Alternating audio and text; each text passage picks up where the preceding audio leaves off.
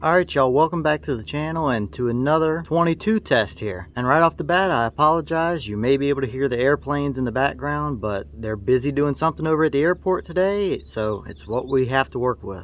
But I've got a pretty interesting thing that I want to test out today as far as 22 goes, and it could be surprising or it could be absolutely terrible. I don't know. I'm really curious to see what it does. Alright, so what I've got today are some of these. These are Federal Spitfire 22 LRs. They're a hyper-velocity 31 grain hollow point projectile, and I don't know how well it's going to show on the camera, but it says 1500 feet per second here. If we actually see that, these are going to be really high velocity for a 22, that's for sure. So a few years ago, I had a Gander Mountain near me that was going out of business. So I was able to pick these up for an incredibly cheap price. I got a whole brick for, I want to say it was like $13 or something. It was incredibly cheap. And I got to say, the quality on these seems to be pretty cheap as well. I mean, you probably won't be able to tell on the camera, but I can rotate this bullet a good 1/8 of a turn, and you can feel it just wiggling all over inside of the case here. And from the one time I have shot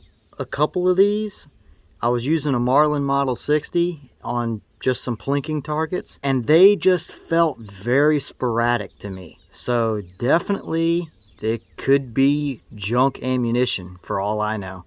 But I want to test it and see what they actually do. So as for what setup we're going to be going with, I brought back out my Marlin Glenfield Model 25 with an old Bushnell sharpshooter 3-9 scope on it. Nothing fancy, but it works for what I use it for. Now, if you've seen the last test we did with that gun, we know that that gun is really a 50-yard gun. At least from all the testing I've done. Past 50 yards, it drastically opens the groups up out to 100. So we're going to be sticking with that same 50-yard test for today. We'll shoot 5 groups, 3 shots each, and then we'll come up here to the bench and we'll measure our groups and see how well they do. And of course I do have the chronograph set up as well, so we will see how close that 1500 feet per second actually is. I don't think we're gonna see anywhere near that.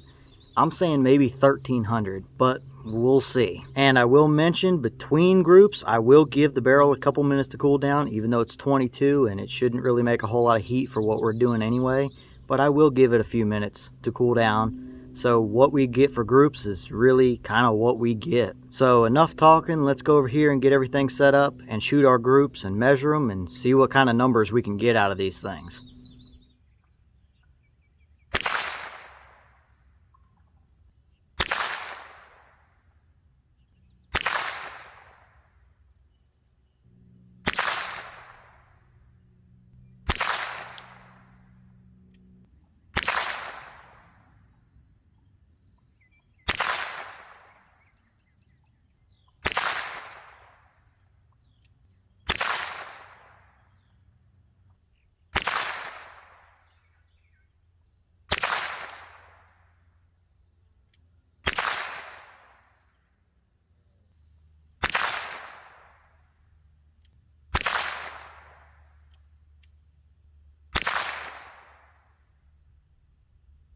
Alright, so now we're looking at our chronograph here real quick, and like I suspected, I was thinking 1300 give or take a little bit was probably going to be our more realistic number. So I definitely don't think we saw that 1500 box claim for sure. But let's take a look and see what we actually did get. So for a high we had 1364, for a low we had 1308, and for an average we had 1332. So that's what, 168 feet per second less than what the box called for. Now they could have tested it out of a longer barrel, and I'm sure they did, but overall they weren't quite as inconsistent as what I had thought they were. So let's go look at the target real quick and see what we got for groups.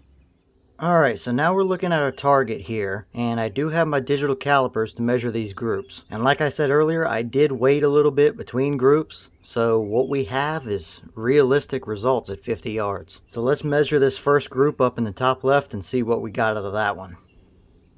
That was a 0.79 inch group out of that first one. Not bad, but it's still 50 yards, and if we were seeing that at 100 yards, that would be much better in my opinion. So let's measure up our second group and see what we got there. It's quite a bit more open.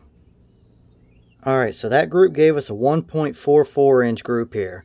Definitely opened up quite a bit from our first group, but that's kind of 22 for us, and that's kind of what I've seen out of that rifle a little bit. It'll absolutely do the job out to 50, but every now and again we get those open groups, and odds are I think this is just this ammo. I think they're pushing it a little faster than what 22 needs to be pushed. But let's measure our third group down in the bottom left and see what we get there.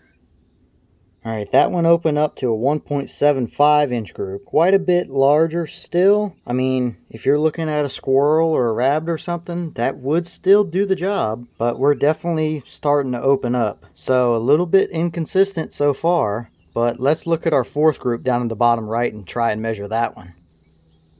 Alright, now we're talking. That's a 0.30 inch group right there. These top two are pretty well touching, if not almost in the same hole. This bottom one is still touching, but that's the kind of accuracy I like to see, which is definitely pretty surprising. That first group up in the top left was pretty decent, but that bottom right group right there, that's what I like to see. So it definitely surprised me a little bit from what I thought going into it here. But let's measure our last group and see what we got out of that one.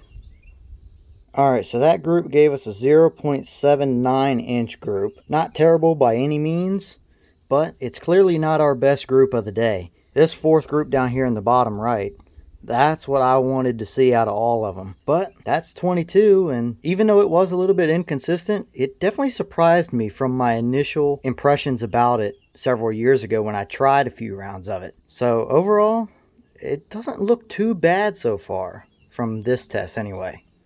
Alright y'all, well, what did you think about that? I gotta say, going into it, I expected much worse results. Now yes, we did not see that 1500 feet per second. However, I didn't figure we would out of this setup. But either way, mid 1300s is still moving out pretty good for a 22 LR like that. And even as far as the groups go, even though they weren't super consistent necessarily, I was definitely rather surprised with one or two of those groups. I mean, we had that one group where all three of them were touching and almost in the same hole. So they are definitely capable, at least to some extent. Now, as to how consistent that is, that's up to you guys to determine there. But have you tried these, and what has been your experience with them? But on that note, I've got some more testing I want to get done because I've got plenty more ideas coming for you guys, so stay tuned, and I'll see y'all in the next one.